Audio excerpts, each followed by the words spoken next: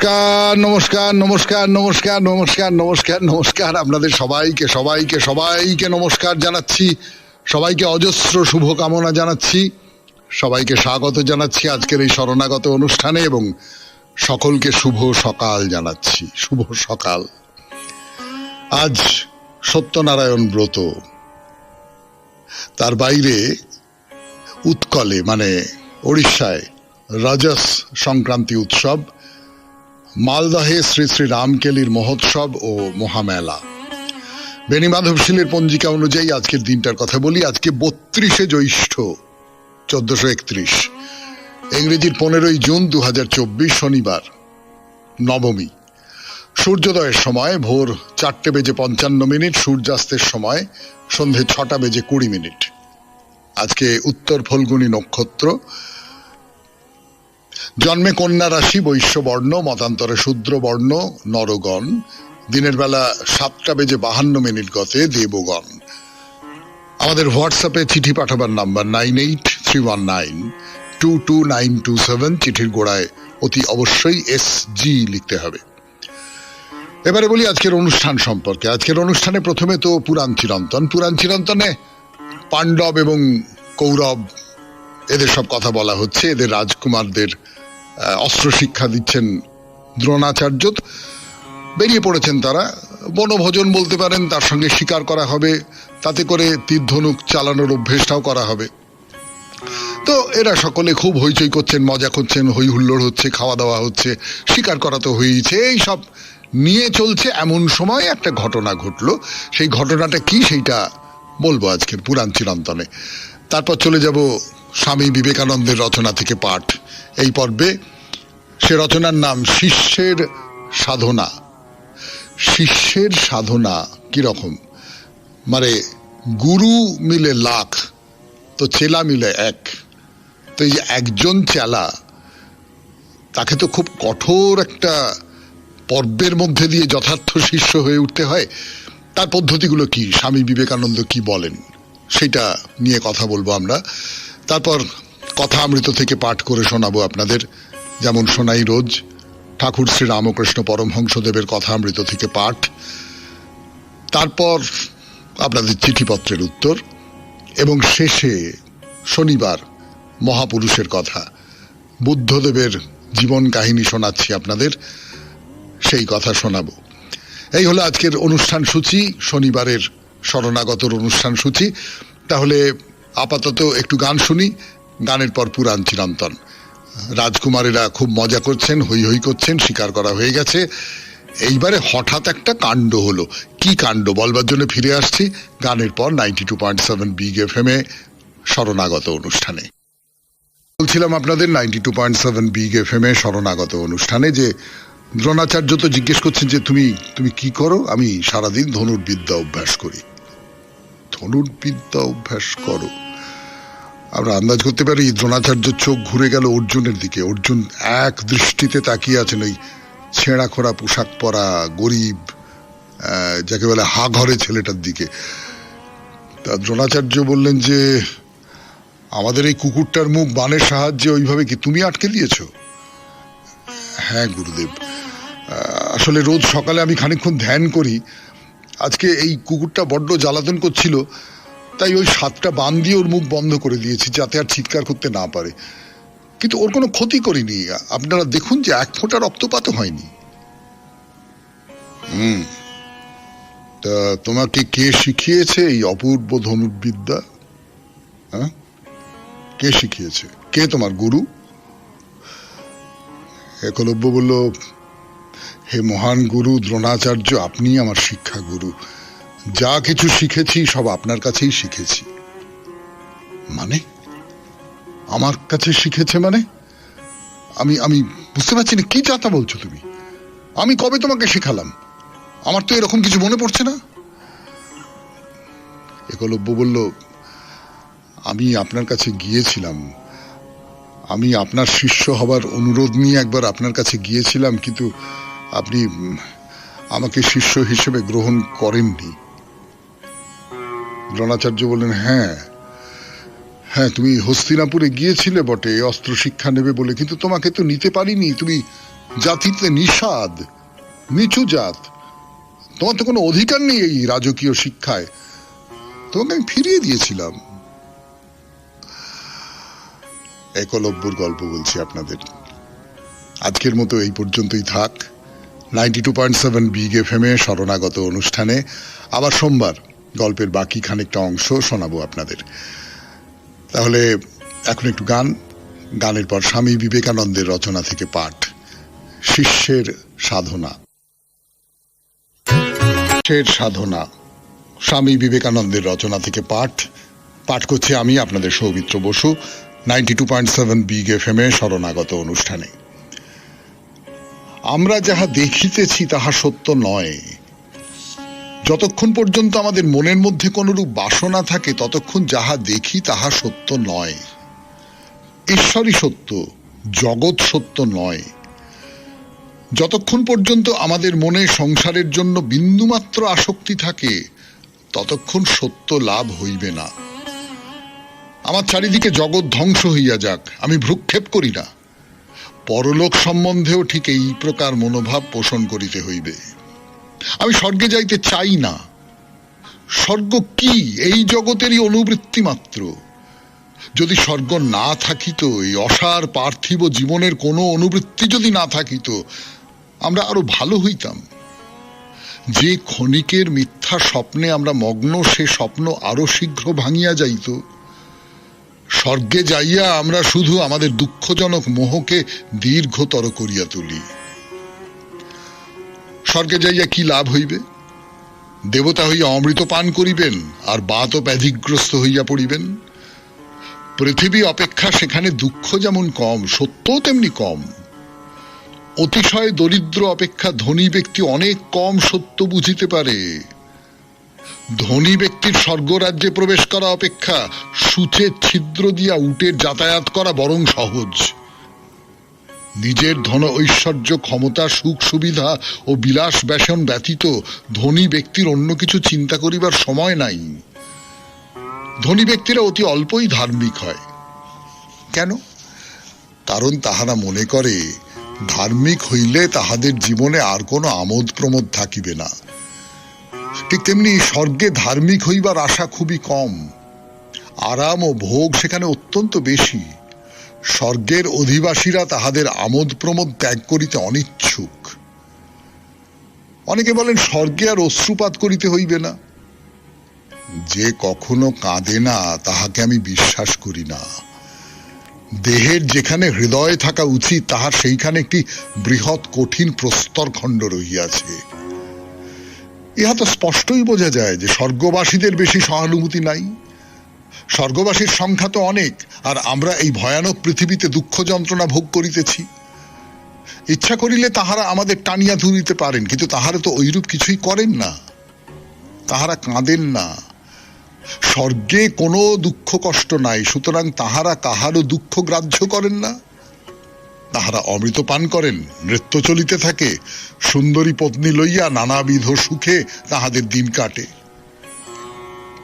এ সকলের ঊর্ধ্বে উঠিয়া শিষ্যকে বলিতে হইবে, ইহজীবনে আমার কোনো কিছুই কাম্য নয়। স্বর্গ বলিয়া যদি কিছু থাকে সেখানেও আমি যাইতে চাই না। শরীরের সহিত তাদাত্ম্যমূলক কোনো প্রকার ইন্দ্রিয় জীবন আমি চাই না।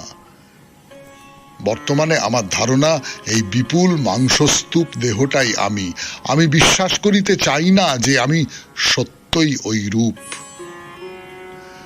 শুনলেন স্বামী বিবেকানন্দের রচনা থেকে পাঠ, 92.7 বিগ এফএম-এর শরণাগত অনুষ্ঠানে।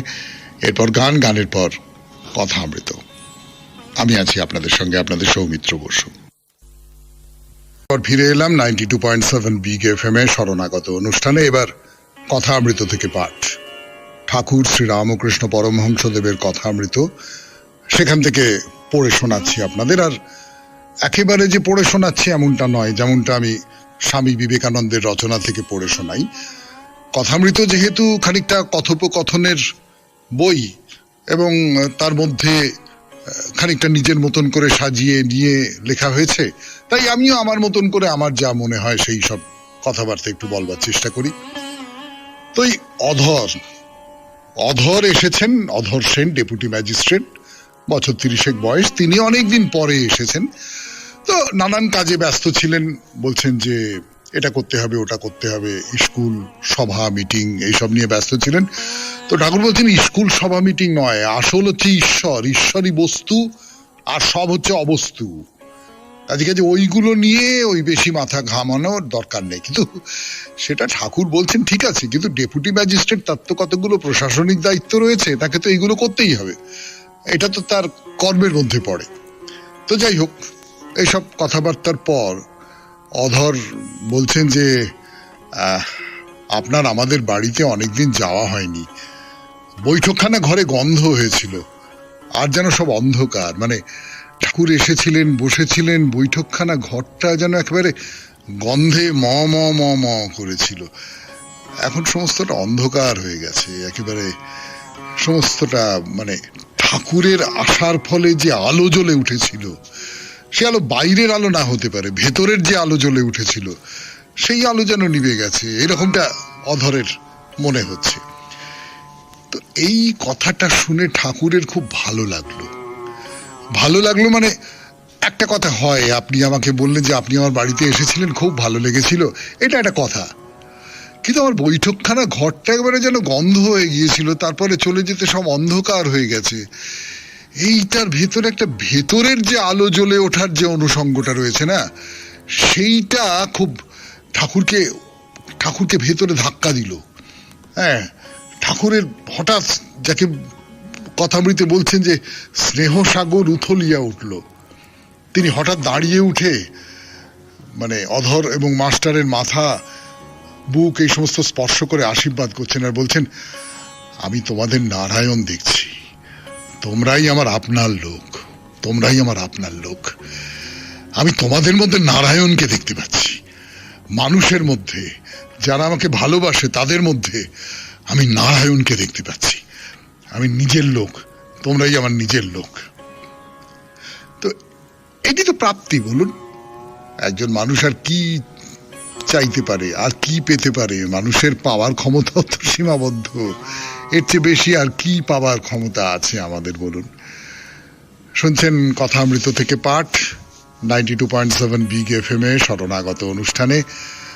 এখন একটু গানের পর আবার ফিরে আসছি আরো পাঠ করবার জন্য।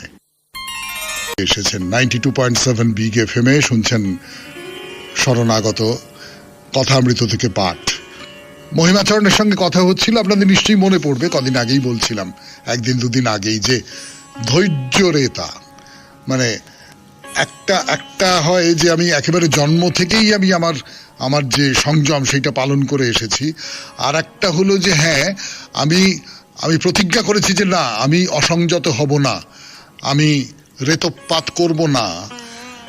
তো ঠাকুর মহিমাকে বলছেন যে ধৈর্যরেতার কথা তখন যে বলছিলে তো ঠিক, বীর্য ধারণ না করলে এই সমস্ত উপদেশ ধারণা হয় না। নিজের ভেতরকার যে বীর্য আর বীরত্ব, বীর এই যে শব্দটা, এই শব্দটা তো একই জায়গা থেকে এসেছে, বীরত্ব, বীর্য।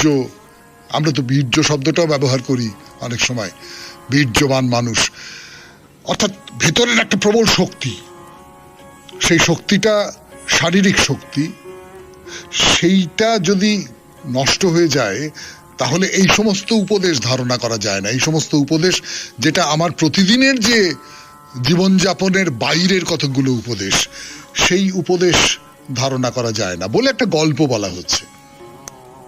একজন চৈতন্যদেবকে বলল, এদের এই ভক্তদের এত উপদেশ দেন, তেমন উন্নতি করতে পারছে না কেন? তা চৈতন্যদেব বললেন, এরা যোষিত সংসর্গ করে অপব্যয় করে, তাই ধারণা করতে পারে না। ফুটো কলসিতে জল রাখলে জল ক্রমে ক্রমে বেরিয়ে যায়।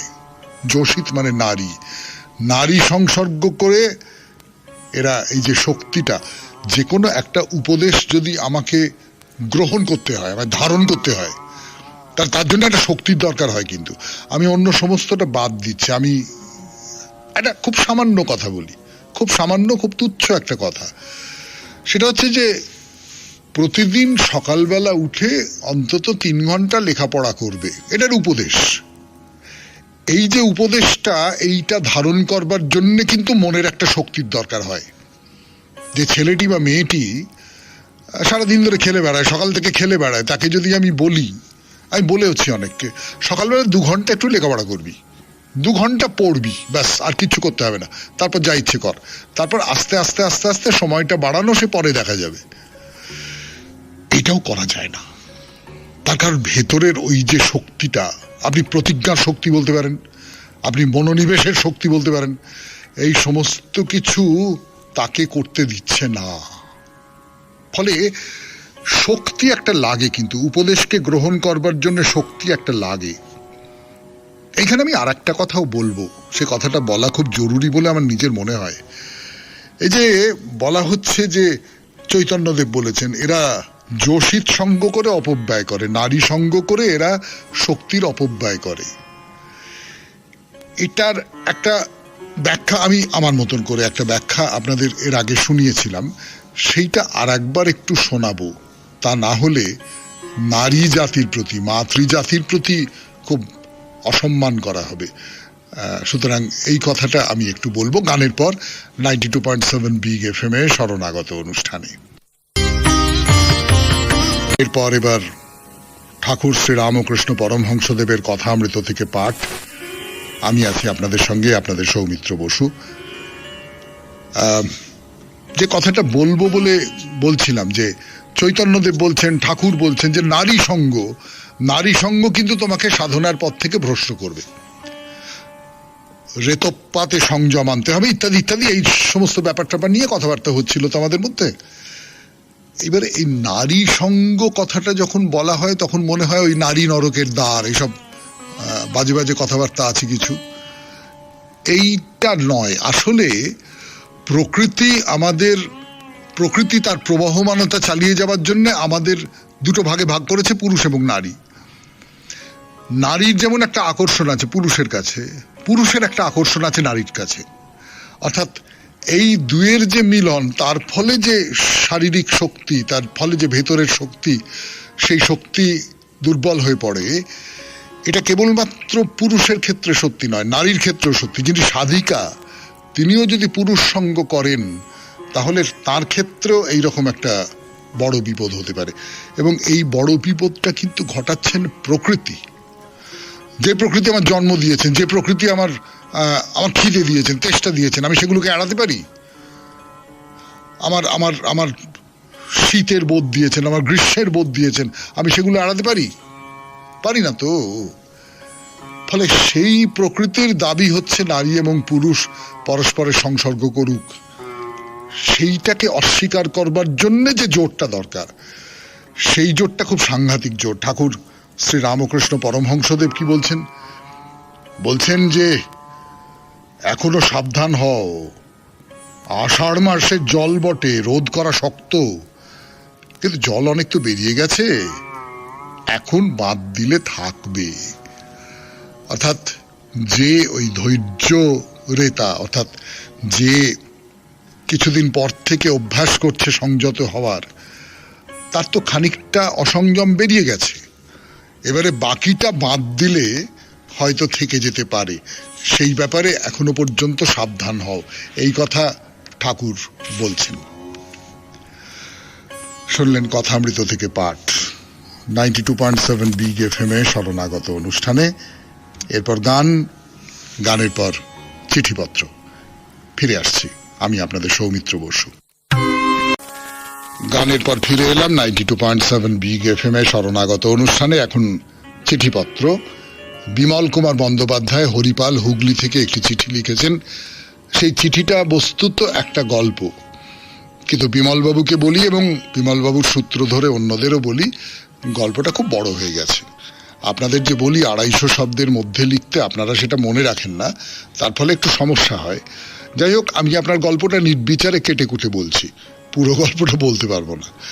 বিমল কুমার বন্দ্যোপাধ্যায়, হরিপাল, হুগলি, সেখান থেকে একটি লেখা পাঠিয়েছেন, চিঠি একটি। সেই চিঠিটা এবার আপনাদের পড়ে শোনাচ্ছি। সনদবাবু প্রাইমারি স্কুলের প্রধান শিক্ষক। বাড়ি থেকে বিদ্যালয়ের দূরত্ব 7 কিলোমিটার। বাড়ি থেকে স্কুলে যাওয়ার রাস্তায় কোনো রকম যানবাহন ছিল না। সনদবাবু সজ্জন মানুষ, প্রায় প্রতিদিন ওনাকে কেউ না কেউ বাইক অথবা সাইকেলে লিফট দিয়ে দিতেন। ভাগ্য খারাপ হলে সেদিন 2 পায়ের ওপর ভরসা ছাড়া কোনো উপায় ছিল না। একটু একটু করে পরিশ্রমের টাকা জমিয়ে সনদবাবু একটা স্কুটার কেনেন। স্কুটি কেনার পরেই তিনি শপথ নিলেন প্রতিদিন কাউকে না কাউকে লিফট দেবেন, কাউকে মানা করবেন না। কারণ তিনি জানতেন যখন কেউ লিফট দিতে মানা করে তখন ভীষণ লজ্জায় পড়ে যেতে হয়। সনদবাবু যখনই স্কুলে যেতেন কাউকে না কাউকে পিছনে বসিয়ে নিতেন। ফেরার সময়ও যে কোনো মানুষকে লিফট দিতেন। একদিন স্কুল থেকে ফেরার পথে একজন অচেনা ব্যক্তি হাত দেখান। সনদবাবু স্কুটি থামিয়ে তাকে পেছনে বসিয়ে নেন। কিছু দূর যাবার পর অজ্ঞাত পরিচয় মানুষটি সনদবাবুর পিঠে ছুরি ঠেকিয়ে বলে, কাছে যত টাকা আছে আর স্কুটার আমাকে দিয়ে দাও, না হলে তোমাকে মেরে ফেলবো। নিরুপায় সনদবাবু অজ্ঞাত পরিচয় মানুষটিকে স্কুটি দিয়ে বললেন, স্কুটি নিয়ে যান, কিন্তু আমার একটা অনুরোধ রইল। চোর বলে, বলুন। সনদবাবু বললেন, তুমি কোনোদিন কাউকে বলবে না স্কুটি কোথা থেকে এবং কিভাবে তুমি পেয়েছো। আমিও থানায় রিপোর্ট করব না। চোর আশ্চর্য হয়ে বলল, কিন্তু কেন? সনদবাবু বললেন, দেখো এই রাস্তা নির্জন, এমনিতেই সবাই ভয়ে ভয়ে চলাফেরা করে, তারপর সবাই যদি জানতে পারে এই রাস্তায় স্কুটি ছিনতাই হয়েছে তাহলে কেউ আর কাউকে লিফট দেবে না। চোরের মায়া হলো, ভাবলো সনদবাবু সৎ এবং সজ্জন মানুষ, কিন্তু পেট তো আর শুনবে না। স্কুটি স্টার্ট করে চোর চম্পট দিল। পরের দিন সকালে সনদবাবু দরজা খুলে দেখেন দরজার সামনে তার স্কুটি রয়েছে। সনদবাবু খুশি হয়ে গেলেন। কিছুটা আশ্চর্য হয়ে স্কুটির কাছে গিয়ে দেখেন স্কুটির হ্যান্ডেলে একটা কাগজ রয়েছে। কাগজে লেখা, মাস্টারমশাই, এটা ভাববেন না যে আপনার জ্ঞানগর্ভ কথা শুনে আমার মন বিগলিত হয়ে পড়েছে। আপনার স্কুটি নিয়ে প্রথমে চোরাই মাল খরিদকারীর কাছে গেলাম, উনি দেখেই বললেন, আরে এটা তো মাস্টারমশাই স্কুটি। বললাম, হ্যাঁ ঠিকই বলেছেন, মাস্টারমশাই আমাকে বিশেষ কাজে বাজারে পাঠিয়েছেন, বলে তৎক্ষণাৎ সেখান থেকে চম্পট দিলাম। সারাদিন কিছু খাওয়া হয়নি, মিষ্টির দোকানে কিছু খেতে গেলাম। দোকানদার বলল, আরে মাস্টারমশাই স্কুটি নিয়ে কোথায় ঘুরছো? বললাম, হ্যাঁ মাস্টারমশাইয়ের বাড়িতে অতিথি এসছে তাই মিষ্টি কিনতে এলাম। রাস্তায় যার সঙ্গে দেখা সেই বলছে মাস্টারমশাইয়ের স্কুটি। ভাবলাম এলাকার বাইরে কোথাও গিয়ে বিক্রি করতে হবে। এলাকার বর্ডারে পুলিশ চেকিং চলছিল। পুলিশ বলল, আরে মাস্টারমশাই স্কুটি নিয়ে কোথায় চলেছো? পুলিশ আমার দিকে তেড়ে আসছে দেখে কোন রকমের স্কুটি নিয়ে চলে এলাম। পুলিশের হাতে ধরা পড়লে আমার 12টা বাজিয়ে দিত। আপনার জিনিস আপনার কাছেই রেখে গেলাম। এটা চুরি করে কত মারাত্মক ভুল করে ফেলেছি আপনাকে বোঝাতে পারবো না। এই ভুলের খেসারত বাবদ আপনার স্কুটিতে ফুল ট্যাঙ্ক তেল ভরে দিলাম। চিঠিটা পড়ে সনদবাবু হেসে উঠলেন, বললেন, ভালো কাজ করলে অবশ্যই ভালো প্রতিদান পাওয়া যাবে। ধন্যবাদ আনতে ইতি বিমল কুমার বন্দ্যোপাধ্যায়, হরিপাল, হুগলি। চমৎকার গল্প, খুব ভালো গল্প। অনেকের মধ্যে যদি কোনো কাজ বিলিয়ে দেওয়া যায় তাহলে সেই কাজটা বা সেই বস্তুটা বা যা কিছু বলুন না কেন সেটা অনেকের হয়ে ওঠে, তখন সেটা আপনার কাছ থেকেও ছিনিয়ে নেওয়া খুব কঠিন।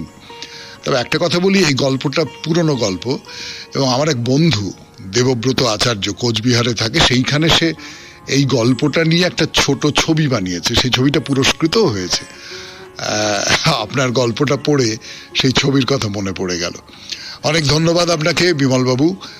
এবারে তাহলে মহাপুরুষের কথা, বুদ্ধদেবের জীবন কথা। ফিরে আসছি গানের পর।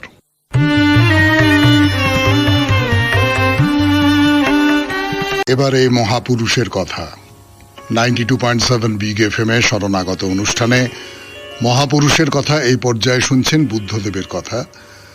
বুদ্ধদেব শুদ্ধোধনের পুত্র, তাকে রাজবাড়ির মধ্যে রেখে দেওয়া হয়েছে, সুখ সম্ভোগের মধ্যে রেখে দেওয়া হয়েছে, পরমা সুন্দরী স্ত্রী, সব ঠিক আছে, পুত্র অপূর্ব সুন্দর কান্তি পুত্র, সব খুব ভালো। তিনি পরপর জরা, ব্যাধি এবং মৃত্যু দেখলেন এবং তারপর একজন সন্ন্যাসীর সঙ্গে তার দেখা হলো। এবারে সিদ্ধার্থ এই সন্ন্যাসীর সঙ্গে দেখা হবার পর সন্ন্যাসী সিদ্ধার্থকে বলেছেন যে সংসারের সবকিছু অনিত্য, জরা, ব্যাধি, মৃত্যু যে কোনো মুহূর্তে জীবনকে ধ্বংস করে দিতে পারে। আমি যা কিছু অবিনশ্বর, চিরন্তন, তারই সন্ধানে বেরিয়েছি। তো সিদ্ধার্থ এই কথাগুলো একেবারে বুকের মধ্যে লাগলো। আস্তে আস্তে তিনি সবাইকার কাছ থেকে নিজেকে সরিয়ে নিচ্ছেন, একা হয়ে যাচ্ছেন। দিন রাত এক চিন্তা তার মনের মধ্যে। হ্যাঁ, তাই তো, ঠিকই তো, সন্ন্যাসী তো ঠিকই বলেছেন। তাহলে এই জীবনের সুখ বিলাসের তো কোনো দাম নেই। জরা, ব্যাধি, মৃত্যু তারা তো অপেক্ষা করেই আছে। তারা তো যে কোনো মুহূর্তে আমার জীবনের সমস্ত আনন্দকে ম্লান করে দিতে পারে। এর থেকে মুক্তি পাবো কি করে? কি করে মুক্তি পাওয়া যায়? এই ভয়ঙ্কর জরা, ব্যাধি, মৃত্যু, একে জয় করা যায় কি করে? যত ভাবেন তত বুঝতে পারেন যে না না না, এই প্রাসাদের মধ্যে থেকে, এই ভোগ বিলাসের মধ্যে থেকে সে কাজ কিছুতেই সম্ভব নয়। সন্ন্যাসী আমাকে সেই পথের ইঙ্গিত দিয়ে গেছেন। এই প্রাসাদ ত্যাগ করতে হবে। এই যে জীবন, এই যে বিলাসের জীবন, এই বিলাসের জীবন ত্যাগ করতে হবে। অন্ধকার রাত, সবাই ঘুমোচ্ছে, স্ত্রী ঘুমোচ্ছেন যশোধরা, ছেলে রাহুল ঘুমোচ্ছে, বাবা শুদ্ধোধন, মা মহাপ্রজাপতিকে, সবাই ঘুমোচ্ছেন। সিদ্ধার্থ নিঃশব্দে বেরিয়ে এলেন রাজপ্রাসাদ থেকে।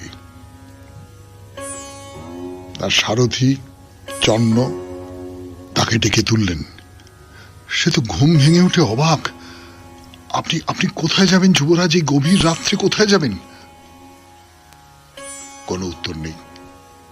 আর তো প্রশ্ন করা চলে না, শুধু আদেশ পালন করতে হবে চন্নকে। সিদ্ধার্থকে চন্ন রথে নিয়ে চললেন।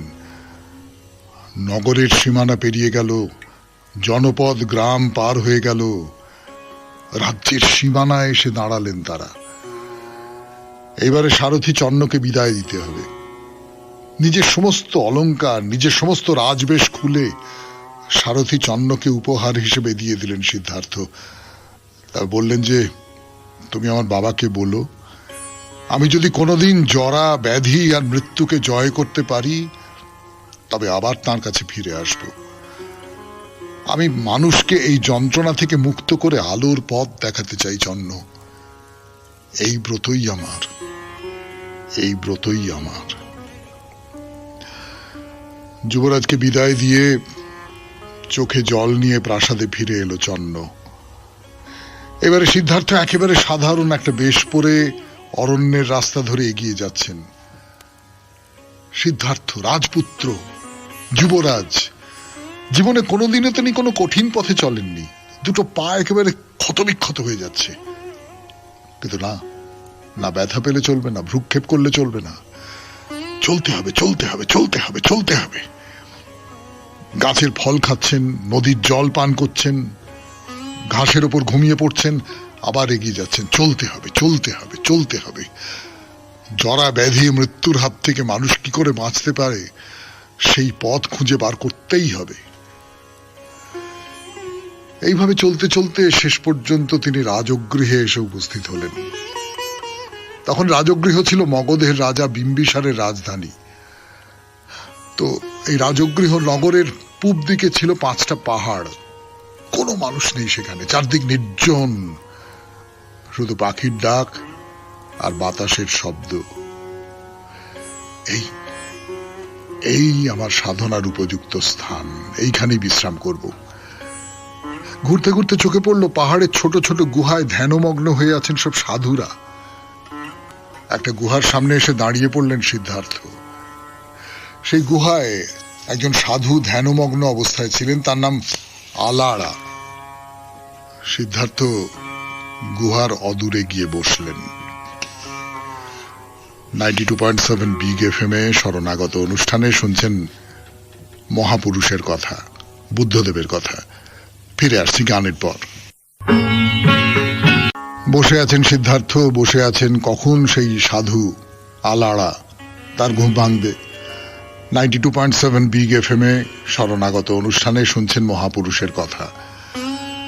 তো ধ্যান ভাঙলো। সিদ্ধার্থ তার কাছে নিজের পরিচয় দিলেন, বললেন আমি এই কারণে গৃহত্যাগ করে চলে এসেছি, আমি মুক্তিপথের সন্ধান করছি। আপনি আমাকে বলে দিন কোন পথ ধরে এগোলে আমি আমার লক্ষ্যে পৌঁছতে পারবো। তো আলাড়া সিদ্ধার্থকে দেখে বুঝতে পারলেন যে না, এ কোনো সাধারণ রাজপুত্র নয়, এর মধ্যে একটা ঐশ্বরিক শক্তি রয়েছে। তিনি বললেন তুমি শাস্ত্র পাঠ করো, প্রথমে শাস্ত্র পাঠ করো, সাধন ভজন করো, তারপর তুমি ধীরে ধীরে ধীরে ধীরে পরম শক্তিকে উপলব্ধি করতে পারবে। তো সিদ্ধার্থ সেখানে একটা গুহায় নিজের বাসস্থান করে নিলেন। সমস্ত দিন ধ্যান করেন, বেদ পাঠ করেন, শাস্ত্র চর্চা করেন, সারাটা দিন কেটে যায়। সাধুরা ধর্মের যে সমস্ত ব্যাখ্যা করেন, একবার শোনা মাত্রই তিনি সেটা উপলব্ধি করতে পারতেন, আর কখনো তা ভুলে যেতেন না। মাঝে মাঝে ভিক্ষাপাত্র নিয়ে নগরে চলে যেতেন। নগরের মানুষেরা অবাক হয়ে দেখত, কি অপূর্ব সুন্দর দেখতে এই তরুণ সন্ন্যাসী, সমস্ত দেহ থেকে যেন আগুন বেরিয়ে আসছে। তো সারাদিন ধরে শাস্ত্র পাঠ করেন, পুঁথি পাঠ করেন, সাধন ভজন করেন, ধ্যান করেন, আর কোনো সংশয় মনের মধ্যে উপস্থিত হলে আলাড়ার কাছে যান। অনেক কিছু জ্ঞানও লাভ করেছেন সিদ্ধার্থ, কিন্তু মনে তৃপ্তি পাচ্ছেন না। না না না, আমি যার সন্ধান করবার জন্য পথে বেরিয়েছি তা তো এখনো অজানা থেকে গেছে। এই এই এই এই শাস্ত্র পুঁথি এসবের মধ্যে জ্ঞান আছে, কিন্তু জীবন নেই, জীবন নেই, জীবনের কোনো সন্ধান নেই। না, আলাড়াকে দিয়ে হবে না, নতুন গুরুর খোঁজ করতে হবে। করে সিদ্ধার্থ এলেন উদ্দালক নামে একজন সাধুর কাছে। তার কাছে দীক্ষা গ্রহণ করলেন। সেই একই জীবন চর্চা, শাস্ত্রপাঠ, যজ্ঞ, বাইরের নানান রকমের কৃত্য আছে, নানান রকমের আচার আছে, কিন্তু মনের কোনো স্পর্শ পাওয়া যায় না, অন্তরের কোনো স্পর্শ পাওয়া যাচ্ছে না। আর তাছাড়া তিনি যার সন্ধানে গৃহত্যাগ করেছেন, জরা ব্যাধি মৃত্যুর হাত থেকে মানুষ কি করে রক্ষা পাবে, উদ্দালকটা জানেন না। তা সিদ্ধার্থ উপলব্ধি করতে পারলেন যে যে জ্ঞান, যে পরম সত্যের অন্বেষণ তিনি করছেন, কোন সাধু তার সন্ধান জানেন না। আমাকে খুঁজে খুঁজে বার করতে হবে। কিন্তু আমি কি করে পারবো? আমি কি জানি? আমি তো কিছু জানি না। খুব হতাশায় ভেঙে পড়লেন। আমার পথের সন্ধান কেউ দিতে পারবে না, কিন্তু আমি বা কি করে আলোর দিশা খুঁজে পাবো? এবার সিদ্ধার্থ ঘুরতে ঘুরতে ঘুরতে ঘুরতে উরুবেলা নামে একটা শহর, নগর, তার একেবারে প্রান্তে এসে উপস্থিত হলেন। সেখানে একটি নদী আছে, সেই নদীর নাম নিরঞ্জনা নদী। তার কাছেই গভীর বন।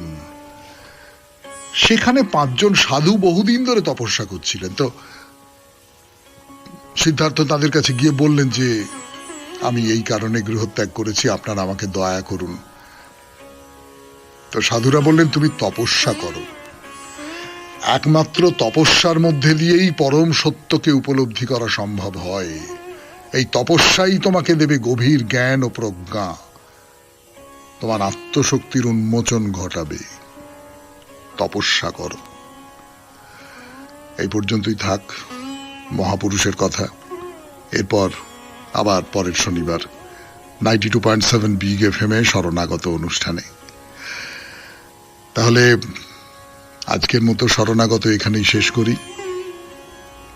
সবাই খুব ভালো থাকবেন, আনন্দে থাকবেন।